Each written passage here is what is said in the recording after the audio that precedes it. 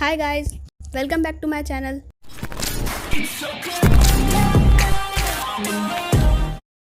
इस वीडियो में हम बात करने वाले हैं जामिया मिल्लिया इस्लामिया के बीएससी बायोटेक्नोलॉजी कोर्स के बारे में।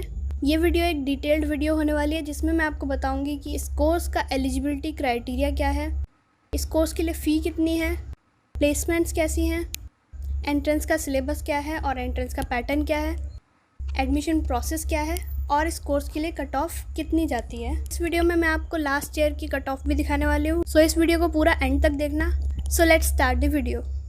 गाइस, जैसा कि हम लोग जानते ही हैं, हर बीएससी कोर्स की ड्यूरेशन होती है 3 इयर्स। जामिया में इस कोर्स के लिए जो टोटल नंबर ऑफ सीट्स हैं वो है 35 और जामिया की रैंकिंग आप स्क्रीन पर देख ही रहे हैं। काफ़ी अच्छी रैंकिंग रही है जामिया की last year by NIRF, Outlook and The Week. इसके बाद हम बात कर लेते हैं एलिजिबिलिटी क्राइटेरिया के बारे में। इस कोर्स में एडमिशन लेने के लिए आपको मिनिमम कितने मार्क्स चाहिए अपनी 12th क्लास में, उसके बारे में बात कर लेते हैं। The first one is class 12th। आपके क्लास 12th में 50% मार्क्स होने चाहिए। ये जो 50% मार्क्स है ये आपके हर सब्जेक्ट में होने चाहिए, यानी कि फ़िज़िक्स में, केमिस्ट्री में और बायो में, हर सब्जेक्ट में आपके 50% मार्क्स होने चाहिए। इसके बाद जो एलिजिबिलिटी क्राइटेरिया है वो है जामिया एंट्रेंस एग्ज़ाम का।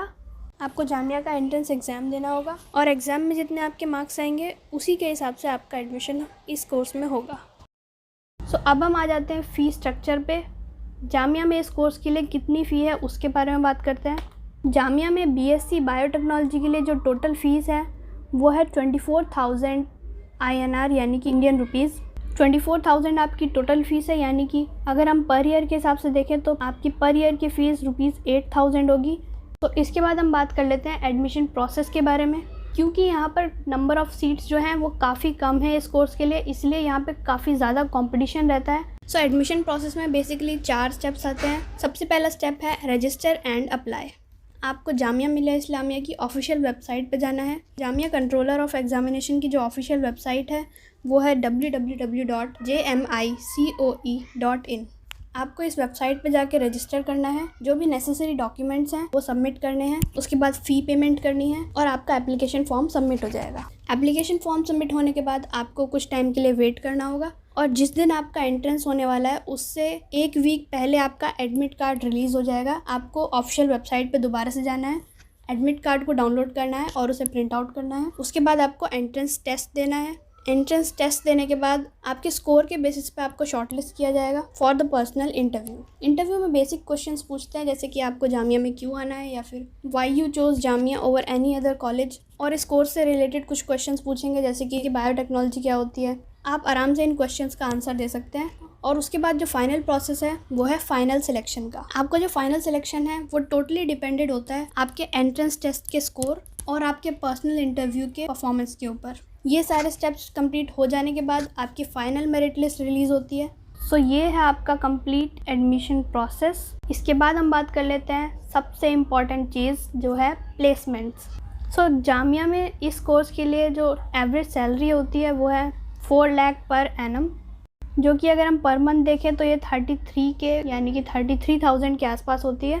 काफ़ी अच्छी कंपनीज एवरी ईयर विज़िट करती हैं जामिया के प्लेसमेंट ड्राइव में। बट एक चीज़ और है कि बीएससी जैसे कोर्स में बैचलर्स के बाद आपको इतनी अच्छी सैलरी नहीं मिल पाती है। अगर आपकी सैलरी बैचलर्स के बाद 20,000 है, अगर आप मास्टर्स कर लेते हैं उसके बाद आपकी सैलरी अराउंड 50,000 हो जाती है। इसके बाद अगर आप PhD कर लेते हैं तो वही सैलरी आपकी 1 लाख प्लस हो जाती है।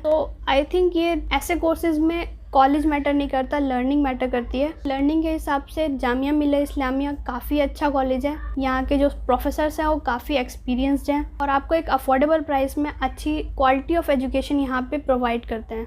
Let's move on to the exam pattern.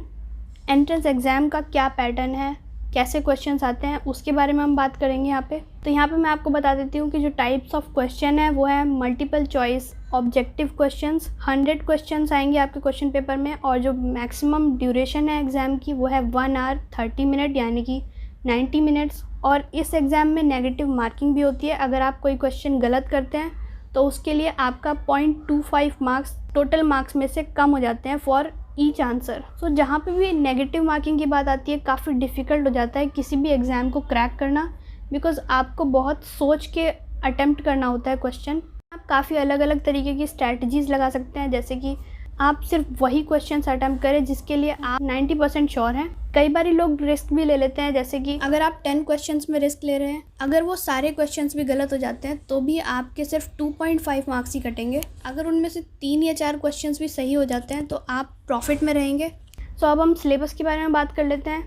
50% जो क्वेश्चंस होते हैं वो बायोलॉजी से आते हैं और 50% जो क्वेश्चन होते हैं वो फिज़िक्स, केमिस्ट्री और मैथ से आते हैं। 11th और 12th की कोई भी बुक से पढ़ सकते हैं, जैसे कि NCERT, आप NCERT को रेफ़र कर सकते हैं। सो इस सिलेबस को ध्यान में रखते हुए आपको अपने एग्ज़ाम की प्रिपरेशन करनी है। और यहाँ पर ये भी देख लेते हैं कि क्या क्या मटेरियल्स जो हैं वो आप एग्ज़ाम हॉल में आप लेके जा सकते हैं। सो यहाँ पर इन्होंने 3 चीज़ें अलाउ की हुई हैं, ब्लैक और ब्लू पेन, पेंसिल और कैलकुलेटर। तो अब हम बात कर लेते हैं एंट्रेंस कट ऑफ के बारे में। कट ऑफ को देख के आपको एक स्लाइट आइडिया लग जाता है कि आपको कितना प्रिपेयर करना है अपने एग्ज़ाम के लिए। सो ये जो कट ऑफ आप स्क्रीन पर देख रहे हैं ये है 2020 की। यहाँ पर मैंने 2 राउंड्स की कट ऑफ दिखाई हुई है आपको, राउंड 1 और राउंड 2। सो सबसे पहले राउंड 1 को देख लेते हैं। राउंड 1 में जनरल कैटेगरी के जो फर्स्ट कट ऑफ गई थी वो थी 83.5, यानी कि जो स्टूडेंट्स जनरल कैटेगरी में आते हैं उनको 100 में से 83.5 मार्क्स चाहिए, तभी उनका एडमिशन इस कोर्स में हो सकता है। अदरवाइज़ आपका एडमिशन इस कोर्स में फर्स्ट कट ऑफ में तो नहीं हो सकता।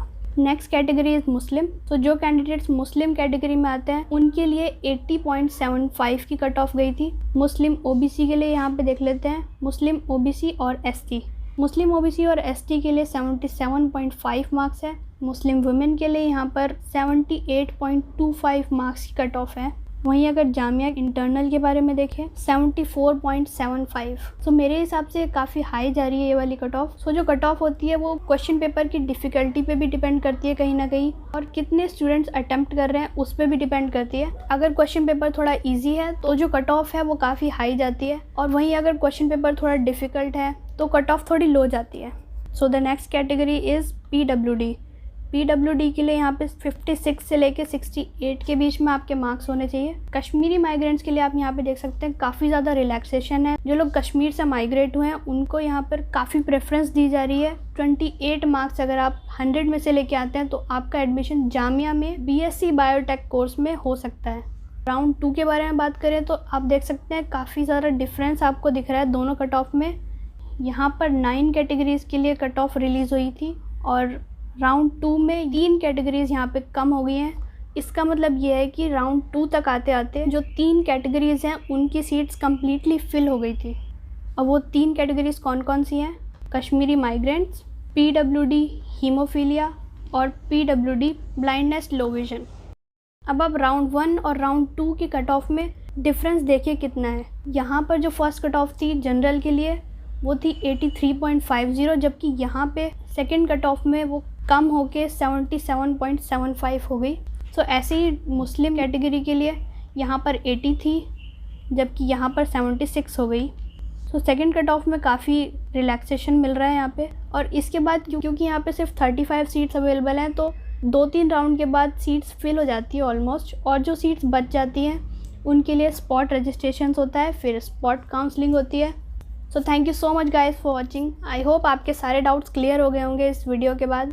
अगर स्टिल आपका कोई क्वेश्चन है तो आप मुझसे कमेंट सेक्शन में पूछ सकते हैं। आप मुझे इंस्टाग्राम पे फॉलो कर सकते हैं, लिंक डिस्क्रिप्शन में है।